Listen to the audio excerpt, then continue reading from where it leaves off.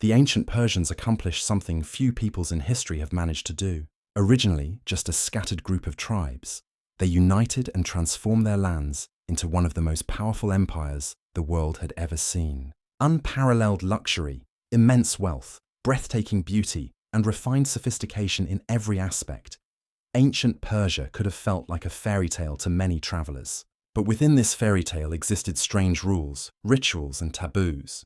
We know about them from the writings of Herodotus, the notes of Greek envoys, Babylonian cuneiform, and Zoroastrian texts. What may seem frightening to us today was considered perfectly normal in Persia. In ancient Persia, death was not the end. It was the beginning of a procedure, and not a symbolic one, as in many religious traditions, but a thoroughly practical and strictly regulated process. Among the Zoroastrians, who were the dominant religious group in Persia before the rise of Islam, there was a clear prohibition against polluting the elements. Earth, water, fire, and air were considered sacred, and a dead body, by definition, was a source of impurity. Therefore, burying it in the ground or burning it on a pyre was viewed as a crime against the cosmic order. When a person died, their body was not buried. Instead, it was taken to the top of a circular stone tower called a dakma. These structures can still be seen today, for example, in Yazd or near Sari. On the flat rooftop, the bodies were laid out naked, strictly separated by gender and age. Men in one sector, women in another, and children in a third. No crosses, no tombstones, no names. Just a stone circle and birds. The main goal was to allow the body to be consumed. Scavenging birds, primarily vultures, were regarded as beings through whom impurity was carried away from the world of the living. The process was swift. Within a few hours, only bones remained. Once the flesh was gone, the remains were pushed into a central pit, where they slowly decomposed. The bones, notably, were not buried. They simply lay in the pit. Rainwater would also flow into it, helping everything that had once been human to dissolve and disappear. Zoroastrian culture was deeply obsessed with the concept of nasa, corpse impurity, which they believed spread with physical precision, from skin to air, from breath to home, and from home to everything around it. To combat this impurity, they didn't use prayer, incense, or salt, as was common in places like Egypt. The primary cleansing agent was bull's urine. Known as gomez, it was considered not just pure, but a sacred liquid capable of destroying the very force of evil, the druge. And this wasn't metaphorical. These rituals were carried out literally. The deceased's body was washed with this liquid. Anyone who had contact with the dead also washed. If a person touched the corpse with their hand, they had to be doused with bull's urine 3 times, accompanied by the recitation of special formulas. Performing this rite in silence was forbidden. Impurity might hear and hide. The urine was collected in a strictly regulated manner from specially designated bulls raised in temple herds. These animals were not allowed to work the fields, mate, or suffer any physical injuries. They were, quite literally, living vessels of holiness. Even after the body had been placed in the dakhma or left to decay in the accursed pit, remnants of the person were still seen as sources of impurity, especially hair and nails. These seemingly harmless remains were viewed as traps for evil, because they didn't decompose quickly and could last for years. Zoroastrian belief held that they retained the memory of the body, and therefore its impurity. They couldn't simply be cut and discarded. Every haircut, especially after death, became a ritual. Hair collected from the deceased was burned in a separate fire, not in the temple's sacred flame. The same was done with fingernails. Before burning, they were washed with the same bull's urine to separate the evil from the substance. Then they were placed on special pottery shards and set alight until not a single strand remained. The fire used for this ritual was not allowed to come into contact with any other sacred objects. Zoroastrians feared that even a single unpurified hair entering the fire could defile the flame itself. In that case, the hearth would need to be reconsecrated, priests summoned, and a 3-day restoration ritual performed. Some texts even provide specific warnings. If hair or nails entered water, that water was not to be drunk, bathed in, or used around the home. It had to be poured out onto barren ground or evaporated. In this way, even in death, a person's influence on the world persisted and had to be controlled down to the very last trace. For Zoroastrians, water was more than just a natural element. It was a living being, a divine feminine essence known as Appa. If this essence was defiled, especially by a corpse, blood or impure discharge. It had to be purified immediately. Water that came into contact with death was considered sick, and if not healed, it could begin to die itself, literally lose its vitality, fail to nourish the land, and cause disease and drought. The mere act of a corpse entering a river, whether by accident or intent, was treated as a serious offense. This was especially grave when it involved a great water, a major river revered as sacred. In such cases, a special purification ritual was required. It could last anywhere from 3 to 9 days and involved priests, a clean fire chalice, ash, and bull's urine. The priests would approach the riverbank, burn dried plants, recite sacred formulas from the yasna and vendidad, and then pour the purifying liquid into the river, always downstream. Sometimes water was drawn out into vessels, cleansed outside the river, and then returned. According to the vendidad, anyone who threw a corpse of a dog, human, or even an unsanctified nail into the water deserved to be punished with lashes. The Persian Empire was renowned for its strict approach to justice. Its laws regarding punishment were marked by both severity and a sense of fairness. In Persia, it was believed that no one should be executed for a first offense, and that all of the accused's good deeds should be taken into account when passing judgment. Every criminal deserved a punishment proportionate to their crime. However, once guilt was proven, the Persians showed no mercy to those who truly deserved to suffer. They devised some of the most brutal and ingenious punishments in history. The most terrifying form of execution in Persia was neither swift nor theatrical. Contrary to the stereotype of the East as a realm of axes and scaffolds, the Zoroastrian legal system deliberately avoided the shedding of blood. Killing, even as a form of justice, was considered a serious violation of the elemental order. Blood was not to touch the earth. The condemned would be placed in a narrow, enclosed space, most often a pit or a stone chamber with no exit, sometimes with food, but never with water. Death came slowly, through thirst, suffocation, or isolation. The idea was that the criminal should dissolve without a trace, leaving no stain on fire, water, or earth. This method wasn't reserved only for murderers. It was also used for religious apostates, heretics, those who lied under oath, or touched a corpse without permission. Even for minor offences, such as the loss of ritual purity, a person could be sentenced to short-term isolation so they could outlive their impurity. No public executions, no vengeance, only a strict adherence to Asha, the cosmic order. The world had to be restored to balance, even if slowly and unseen. In ancient Persia, justice was seen not merely as a function of the state, but as a manifestation of a higher cosmic order. When it was discovered that one of the chief judges, a man named Sesamnes, had accepted bribes, King Darius decided to deliver a lesson no one would ever forget. He aimed to make Persian courts a symbol of fairness and impartiality. To ensure that the next judge wouldn't repeat Sesamnes's mistake, Darius staged a brutal example. After Sesamnes was executed, his life ended under the executioner's axe. Darius ordered his skin to be flayed from his body. That skin was then used to upholster the very chair the judge had once sat in during court sessions. But the most striking part of the story was who sat in that chair next. Darius appointed Sesamnes's own son as the new judge. Each day, as he sat in that chair, he was reminded of the price his father had paid for his greed. In this way, Darius ensured the unshakable integrity of the judiciary.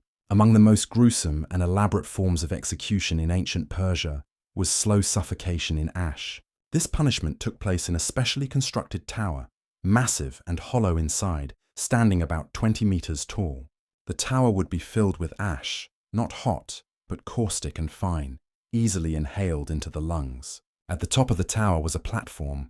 The condemned would be thrown down into the ash. While the fall could cause injuries, it was not meant to be fatal. That was by design. The victim was meant to die slowly, through suffering. A special wheel-driven mechanism inside the tower stirred the ash, sending clouds of fine dust swirling upward into the throat and lungs. In such conditions, the person could not breathe, and any movement only hastened suffocation. Death did not come from the fall, but from the gradual filling of the lungs with ash. This cruel form of punishment became so infamous that echoes of it reached even biblical texts. In one passage, a wicked priest is said to have been executed in this exact manner, with his family denied the right to bury his body. The fate of Roman Emperor Valerian is one of the most humiliating chapters in the history of late Rome. captured in 260 CE by the Persian king Shapur. After a failed military campaign, he became a living symbol of the enemy's ruthlessness. Valerian was kept in chains and forced to march in front of the Persian armies, proof of Shapur's glory and Rome's downfall. But the most degrading humiliation came in another form. Every time the king mounted his horse, he would step on the former emperor's back, using him as a human footstool. The end was even more horrifying. When Shapur finally grew tired of using Valerian in his displays of dominance, he ordered his execution. Molten gold was poured down the emperor's throat, turning his death into a gruesome and symbolic spectacle. Among all the known forms of execution in ancient Persia, one stands out for its horrifying ingenuity. This was not a punishment for ordinary criminals, but for those the state deemed personal enemies of the king. It was used rarely, precisely why it became forever etched into the chronicles of human cruelty. The condemned was stripped naked and placed into a wooden contraption, either a hollowed-out tree trunk or between two tightly sealed boats. Only the head, hands, and feet remained exposed. The rest of the body was enclosed. Then, the ritual of torment began. The person was force-fed a mixture of milk and honey until their digestive system began to fail. Within hours, the body was soaked in its own excrement, and fluids began to seep from wounds and skin folds, attracting insects. Honey was smeared on the face, limbs, and torso. Swarms of flies, wasps, and other insects quickly descended. Bites, crawling, larvae infestation, and inflammation turned the body into a living, rotting shell. But the execution wasn't just about pain. The victim was continually fed by force, day after day, to slow death and prolong suffering. The mind usually broke before the body. Some began hallucinating within just 2 days, losing their grip on reality. Nevertheless, physical death came agonizingly slowly. According to ancient sources, one victim of this punishment survived in that state for 17 days. In ancient Persia, religious leaders, the priests, were not only spiritual guides, but also politically influential figures. Yet one story turned their lives into a living nightmare. A priest named Smerdis deceived the people into believing he was a son of Cyrus the Great and seized the throne through fraud. Surprisingly, Smerdis turned out to be a capable ruler. He introduced tax reforms that eased the burdens of ordinary citizens and relaxed military service laws.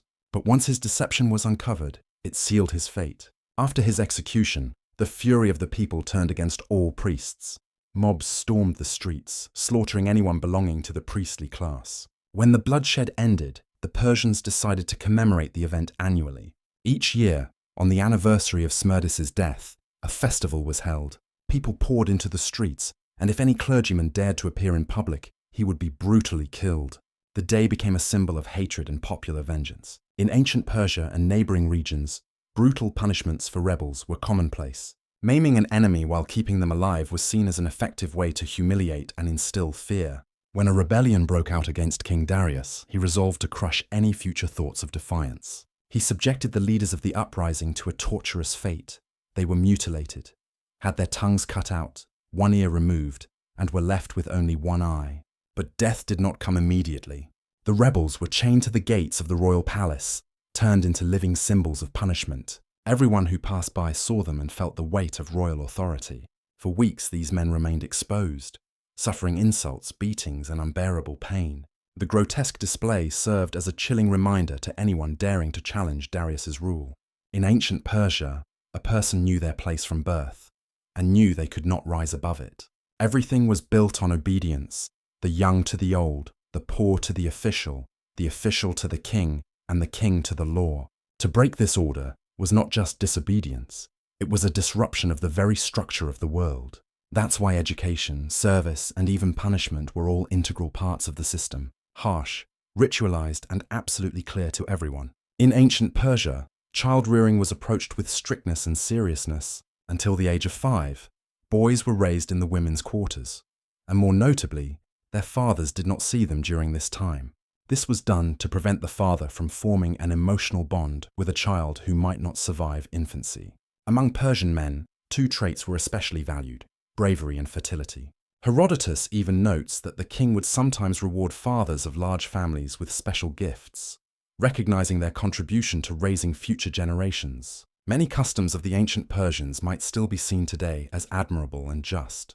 For example, Boys were taught from an early age to master three key skills: to be excellent horsemen, to shoot with great accuracy, and to always tell the truth. The Persian people despised lies and liars. In ancient Persia, there existed agricultural labor camps where unfree farmers, mardu, were bound to state-owned land. They weren't considered private property like slaves in Greece, but they also weren't free.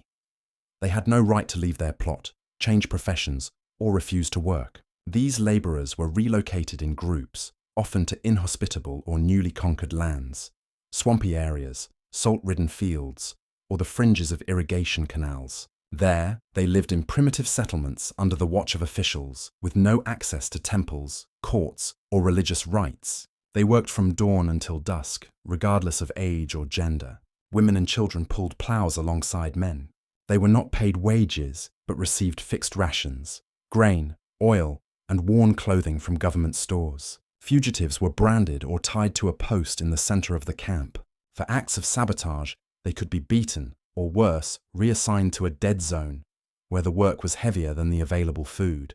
The bodies of the dead were not buried according to Zoroastrian customs, as these people were considered ritually impure. They were simply dumped in the earth or thrown into dried-up canals, treated like discarded material. For the Persians, impurity was no metaphor. It lived in breath, in blood, in the shadow of the dead, in a piece of raw meat, in a word spoken with the wrong tone. An ordinary person might not notice it, but for a Zoroastrian, it was already a breach of cosmic order. And if that order was broken, it had to be restored, at any cost. Not through repentance, but through action. To cut it out, drive it away, rename it, marry it off, even if the marriage was repulsive. One of the most unusual and disturbing rituals in Zoroastrianism was kavatukta, a sanctioned union between close relatives. In some cases, this meant marriage between a brother and sister, a father and daughter, or even a mother and son. The practice is mentioned in Zoroastrian texts, such as the Bundahishn and Denkard, as permissible and even pleasing to the divine under certain conditions. The purpose was to preserve the purity of the faithful bloodline and to strengthen the righteousness of the family. It was believed that if both parents followed the truth and performed rituals properly, the child born from such a union would be doubly blessed and pure. This type of union was seen as a shield protecting the order of Asha from external corruption. It was especially relevant among high-ranking priests and members of the spiritual elite, where such marriages were rare but fundamentally acceptable.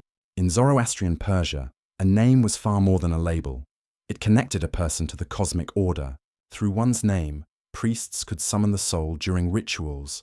It was inscribed in purification formulas, and it marked one's clan, craft, and faith. If a person violated the law, especially a spiritual one, their name was considered defiled, and thus it had to be destroyed. The punishment of forced renaming was applied to apostates, heretics, those who broke taboos on contact with corpses, entered false marriages, or refused to offer sacrifices. The individual would be officially stripped of their former name and forcibly assigned a new one, often disgraceful or animalistic.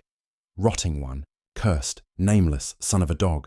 This new name was entered into public records, and everyone was required to use it. Neighbors, judges, and officials, even family members, under threat of punishment, were forbidden from calling them by their former name. At the head of this entire system stood one man, the shah. He didn't merely rule. He embodied Asha, the cosmic order itself. His body, his voice, his name, even his shadow were considered sacred. To breach the proper distance was to disturb the world's balance. And if anyone crossed that line, they weren't merely punished, they were erased from reality. At the Persian court, looking the Shah in the eyes was forbidden. Not as a gesture of respect, but as a form of protection. The Shah was not an equal. He was believed to be chosen by Ormazd, linked to the divine order, and the gaze of an ordinary person could defile his presence. Even those closest to him, generals, scribes, priests, spoke to him while looking at the ground or the wall. Exceptions were rare and always highly ritualized. According to Theseus, a guard who once accidentally met the king's gaze was immediately executed without uttering a word.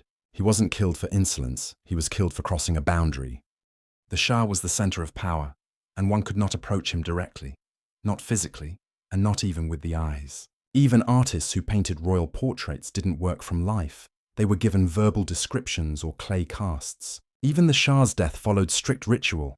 His body was never displayed, his face remained covered, and his name was not spoken for several days. For to look upon a dead king was considered just as dangerous as looking at the living one without permission.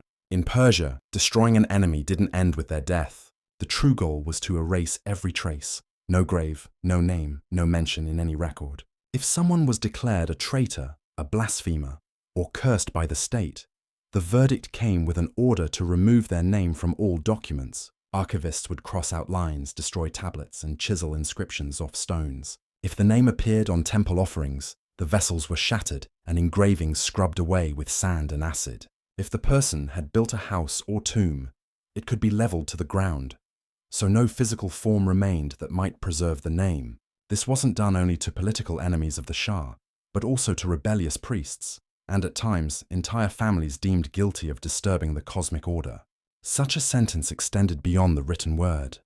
Neighbors were required to forget the name, relatives forbidden from speaking it, and anyone who uttered the cursed name in conversation or prayer could themselves be accused of violating Asha. Zoroastrian belief tied one's name to one's very existence. If the name was destroyed, the soul would be unable to cross the Chinvat bridge, its path to the afterlife forever sealed. Thus, erasing a name was not just a political punishment, but a sentence beyond life and death. In Persia, a system of blood vengeance existed in which the responsibility for punishing a murderer fell upon the victim's closest relatives. This was not a private matter, but a component of the legal order, codified in Sasanian legal texts, such as the Matakan-i Hazar-Dadistan.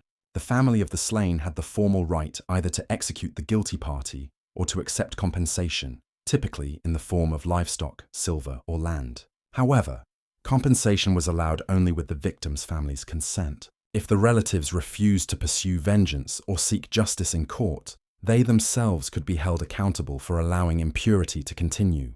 The law viewed an unavenged killing as a breach of both ritual and social balance. If the guilty party fled, the victim's kin would swear an oath in court, pledging to carry out vengeance. This oath was recorded in legal documents and could be inherited. Some families conducted searches for decades, and this was not seen as a personal vendetta. Rather, the duty of revenge was considered part of the legal machinery for restoring Asha, the rightful cosmic order. If you enjoyed this video, don't forget to give it a like and subscribe to our channel so you don't miss our next videos. And be sure to check out our other videos where we explore the most mysterious and dark pages of history.